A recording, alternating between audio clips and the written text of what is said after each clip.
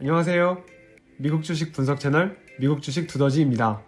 오늘 분석해드릴 주식은 나스닥에 상장된 AGNC라는 주식으로 이름과 티커가 똑같기 때문에 이용하시는 주식 어플에 AGNC를 검색하시면 쉽게 매매하실 수 있습니다. 여러 구독자분들께서 이 주식에 대한 분석을 건의해 주셨어요. 구독자분들께서 요청해 주신 만큼 저는 오늘도 이 주식에 관해 회사가 공시한 여러 보고서를 자세히 읽고 분석을 했습니다. 오늘은 시작하기 전에 먼저 감사 인사부터 드려야 될 것 같은데요. 2월 초 150명이었던 구독자가 어제 1만 명을 넘겼습니다. 구독해주신 모든 분들, 또 구독은 안 하셨더라도 귀한 시간 내어 시청해주신 모든 분들 진심으로 고맙습니다. 구독자가 늘면서 주식 분석을 요청해주시는 댓글도 많이 남겨주셨는데요. 제가 회사 일이랑 병행하다 보니 한 종목 분석에 시간은 좀 걸리지만 요청해주시는 주식은 하나도 빠짐없이 다 엑셀에 정리해두고 시간이 날 때마다 틈틈이 찾아보고 분석 중입니다. AGNC는 2008년에 설립된 리츠로 2020년 12월 말 기준 총 자산 규모 818억 달러, 우리 돈 약 90조 원 규모의 회사입니다. 이렇게 큰 리츠인데 왜 이렇게 생소하지? 라고 생각하시는 분들 많으실 것 같은데요. 그 이유는 이 리츠가 모기지 리츠이기 때문입니다. 리츠는 크게 에퀴티 리츠와 모기지 리츠의 두 가지로 구분을 하는데 너무나 유명한 국민 배당 리츠죠. 리얼티 인컴, 디지털 리얼티, 아메리칸 타워는 에퀴티 리츠,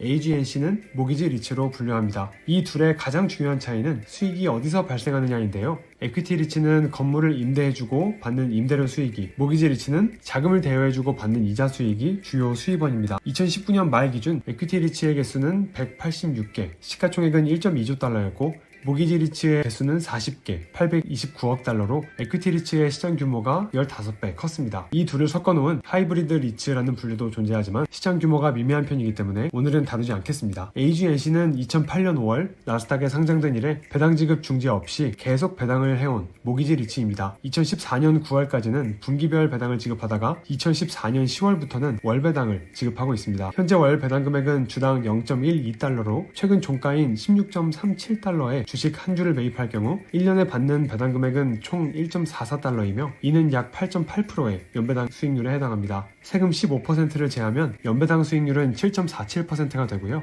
방금 설명드린 내용은 보통주에 관한 설명인데 이런 보통주 외에도 AGNC는 현재 4종류의 배당 우선주를 발행 중입니다만 배당률이 현재 보통주보다 비슷하거나 낮은 수준이기 때문에 굳이 소개해드리진 않겠습니다. 그럼 어떻게 이런 높은 배당이 가능한지, 어떤 투자 성향의 주주한테 어울리는 주식인지 알아보겠습니다. 이 채널명은 미국 주식 두더지이고요. 저는 미국 회계사입니다. AGNC가 어떤 회사인지 먼저 간략히 설명드릴게요. AGNC는 미국 모기지를 기초로 한 주택저당 채권인 MBS에 투자하는 회사입니다. 용어가 생소하실 분들을 위해서 옆에 단어 해설을 써두었는데요. 모기지란 주택담보대출의 동의어이고 MBS는 여러 주택담보대출권을 모아 이를 기초로 2차 발행한 부채라고 생각하시면 됩니다. 일단은 진행을 위해서 넘어갈 테니 영상을 다 보신 후 궁금하신 점은 꼭 댓글로 남겨주세요. 다시 돌아와서 AGNC는 이 세 회사에서 발행한 MBS를 사오는데 이 세 회사는 모두 주택을 담보로 한 대출채권을 매입하여 이를 기초로 유동화증권인 MBS를 발행하는 증권화 업무를 담당하는 기관입니다. 다만 차이점은 페니메와 프레디맥은 정부 지원기관이고 지니매는 정부기관이라는 점입니다.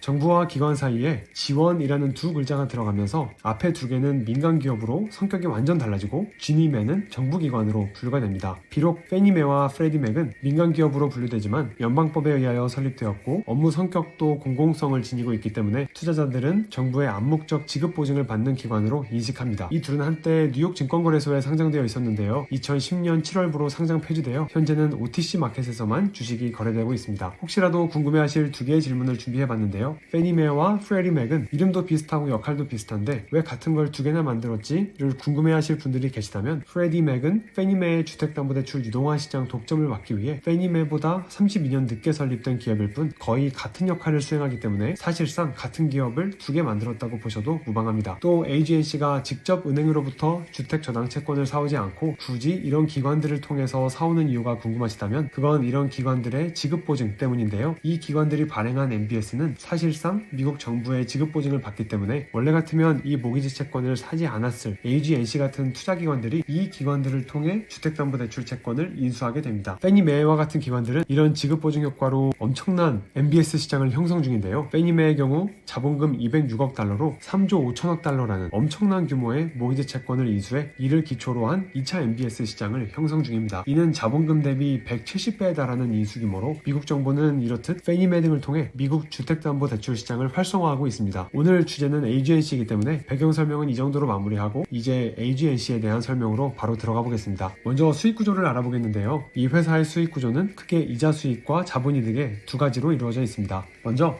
이자 수익은 AGNC가 보유하고 있는 주택담보대출 채권에서 나오는 고정된 이자 수익을 말합니다. AGNC는 대부분의 투자 자산을 페니메 등이 발행한 주택저당증권으로 보유 중이고 여기서 매년 고정이자를 지급받고 있는데요. 이렇게 받은 이자에서 AGNC가 차입한 금액에 대한 이자 비용을 뺀 나머지 차액이 이 회사 수익의 원천 두 개 중 하나인 순이자 수익입니다. 두 번째 수익의 원천은 자본이득인데요. 이는 보유하고 있는 채권의 가격이 오를 경우 당초 구매했던 가격보다 비싸게 팔면서 얻는 이득입니다. 그럼 이 두 수익의 원천을 이 회사는 잘 운영하고 있는지 먼저 이자 수익부터 살펴본 뒤 자본이득을 살펴보겠습니다. 이 자료는 이 회사의 손익계산서입니다. 가장 최근 공시재무제표인 2020년 9월자 재무제표이고요. 오른쪽 두 줄은 1월부터 9월까지 9개월치 성과를, 왼쪽 두 줄은 7월부터 9월까지 3개월치 성과를 각각 2020년과 2019년에 대해 비교해 놓은 것입니다. 일단 어떤 특이점이 있는지 찾기 위해 한번 비교해 봐야 하는데요. 9개월치 성과 비교부터 보시면 총 이자 수익은 약 20억 7,400만 달러에서 12억 8,400만 달러로 38.1% 감소했는데 순이자 수익은 오히려 4억 600만 달러에서 6억 6,200만 달러로 63% 증가했음을 볼 수 있습니다. 2020년 3분기의 3개월치 실적은 그 차이가 더 벌어져서 총 수익은 46.2%라는 더 큰 폭으로 감소했음에도 순이자 수익은 무려 153.7% 증가했음을 볼 수 있습니다. 여기서 파악할 수 있는 이자 수익의 최근 흐름에는 두 가지 특징이 있는데요. 첫 번째는 총 이자 수익의 크기가 줄었다는 것, 두 번째는 그럼에도 불구하고 순이자 수익은 큰 폭으로 증가했다는 것입니다. 어쨌든 순수익이 증가했으니까 잘했네 하고 넘어가시면 안 되고 반드시 원인을 분석하셔야겠죠. 그럼 총 이자 수익의 감소와 순이자 수익의 증가라는 이 두 가지 상반된 현상의 원인에 대해서 한번 알아볼까요? 먼저 총 이자 수익이 감소한 이유는 AGNC의 채권 운용 방침 변화로 채권 운용 규모가 줄어들었기 때문입니다. 2020년은 코로나19로 전 세계 경기가 하방 충격을 받았던 시기죠. 미국도 예외는 아니었는데 코로나19로 직격탄을 맞았던 2020년 2분기 미국의 GDP 성장률은 마이너스 31.4%를 기록하게 됩니다. 그리고 바로 뒤이은 3분기에는 33.4%를 기록하게 되죠. 즉 경기가 수직 하락해 바닥을 찍은 후 상승하게 된 겁니다. 이렇게 경기가 저점을 통과한 후 회복하기 시작할 때 채권 투자 전략은 너무도 명확한데 그것은 만기가 긴 우량 채권을 매각하고 만기가 짧은 비우량 채권을 매입하는 것입니다. 이렇게 해야 하는 이유는 채권의 듀레이션과 신용등급, 기준금리와의 관계 때문이라는 결론만 간단히 아시면 될 것 같고요. 한 문장으로 정리하면 경기가 회복기에 접어들에 따라 AGNC의 채권 운용 전략이 자본 손실을 최소화하는 보수적인 투자 방식으로 전환, 장기 채권을 대규모로 매각하게 되었고 이렇게 채권 운용 규모가 줄어들면서 이자 수익도 덩달아 줄어들었다고 분석해 볼 수 있습니다. 그럼 실제로 이렇게 운영이 되었는지 채권 구성 내역 도표로 확인하러 가볼까요? 이 도표는 2019년 12월 말과 2020년 9월 말 사이에 AGNC가 보유한 채권의 구성 내역 변동입니다. 보시면 만기가 상대적으로 긴 중장기 채권인 5년 이상 채권은 2019년 말 전체 자산의 86.6%에서 2020년 9월 말 41.2%로 감소했고 만기가 상대적으로 짧은 만기 5년 이하 단기 채권은 같은 기간 13.4%에서 58.8%로 비중이 완전히 역전된 것을 볼 수 있습니다. 즉 AGNC는 2020년 1분기 코로나19로 인한 경제 충격 이후 3분기부터 경기가 회복세를 보이자 보유한 장기 채권 비중을 대폭 줄이는 전략 변화를 실행해 옮겼다고 볼 수 있습니다. 채권이 생소하신 분들은 방금 내용이 한눈에 들어오지 않으실 수도 있는데요. 경기 회복에 따른 채권 운용 전략 변화를 적절히 시행했다라고만 이해하셔도 충분할 것 같습니다. 여기까지 해서 보수적인 채권 운용을 위해 몸집을 많이 줄였고 그래서 이자 수익이 줄었다는 건 이해했는데 아직 한 가지 풀리지 않은 의문이 있죠. 총 이자 수익이 감소하는 중에 순이자 수익은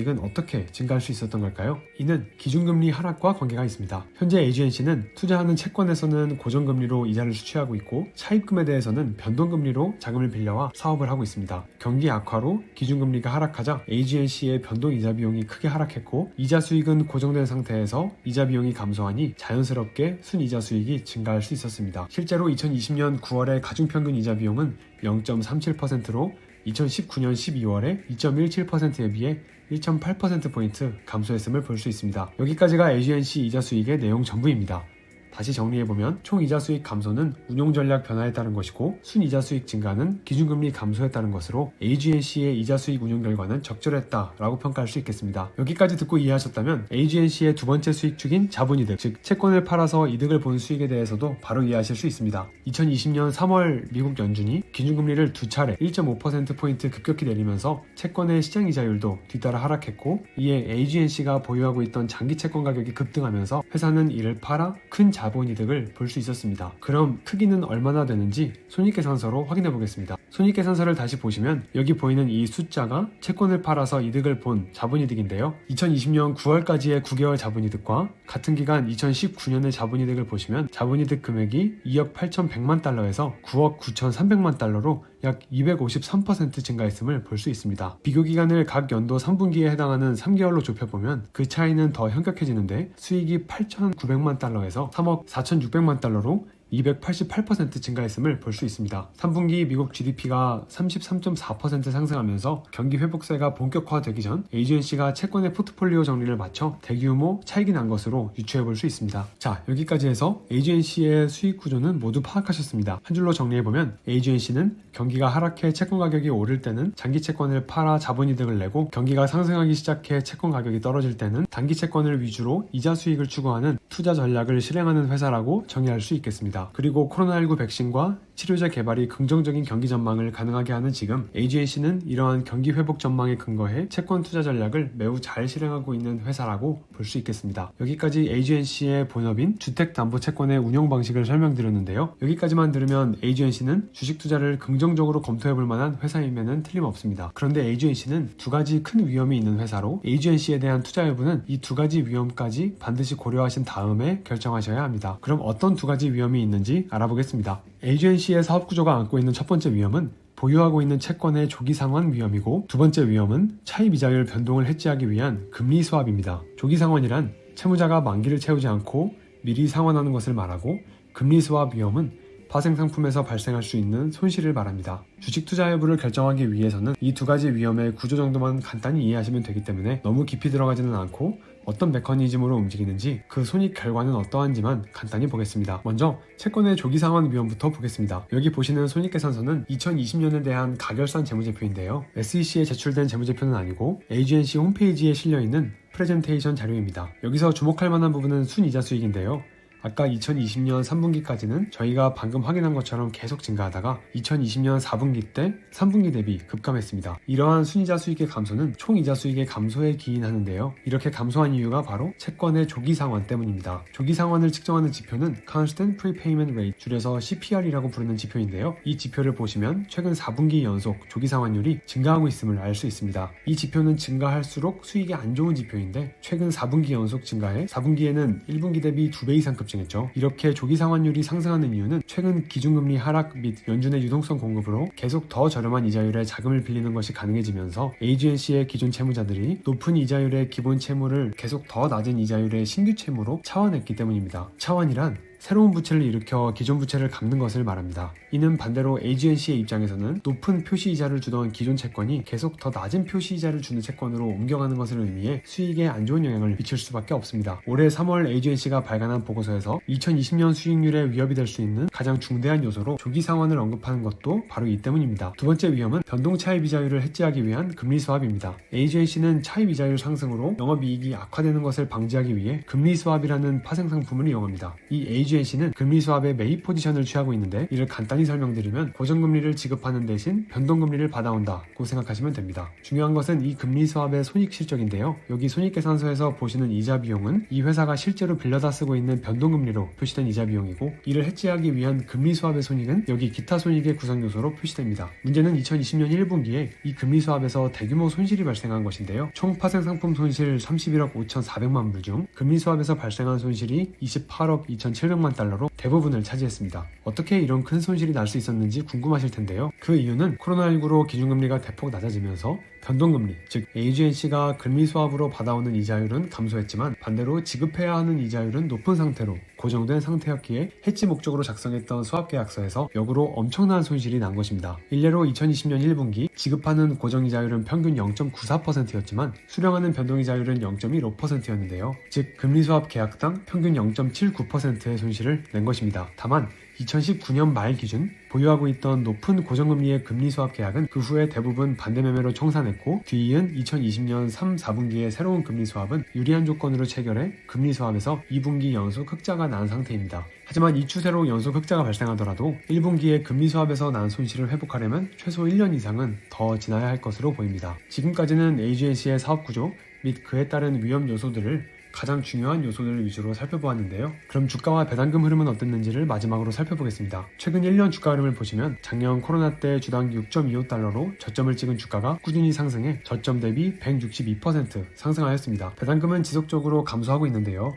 특히 작년 3월 금리 수합에서 큰 손실을 기록한 이후 배당금을 재차 삭감해 현재는 0.12달러 수준에서 주고 있습니다. 배당금을 계속 삭감하는 것이 불안하지만 앞으로 경기 상황에 대해 미국 연준 의장인 제롬 파월은 2021년 1월 당분간 초저금리 유지 의사를 확인한 만큼 이는 agency의 채권 운용 시 예측 가능성을 높이는 긍정적 효과를 낼 전망입니다. 또 현재 새로 체결한 고정금리 수합 매입 계약은 평균 잔존 만기가 5.1년으로 장기 차입 금리에 안정성을 줄 것으로 예상됩니다. 최근 agency의 주가가 지속적으로 상승하고 있는 점도 투자자들이 이러한 agency의 긍정적인 면을 주목했기 때문입니다. 정리하면 금리의 예측 가능성이 높아졌다는 점과 금리 수합 계약이 안정을 되찾았다는 점은 투자의 긍정적인 요소이나 지속적으로 배당을 삭감하고 있다는 점, 2020년 1분기에 파생 상품에서 대규모 손실을 기록한 점은 투자 시 부정적인 요소임을 말씀드리겠습니다. 이 회사는 특히 파생 상품 손익에서 향후 면밀한 팔로우업이 필요합니다. 시청해주셔서 감사합니다.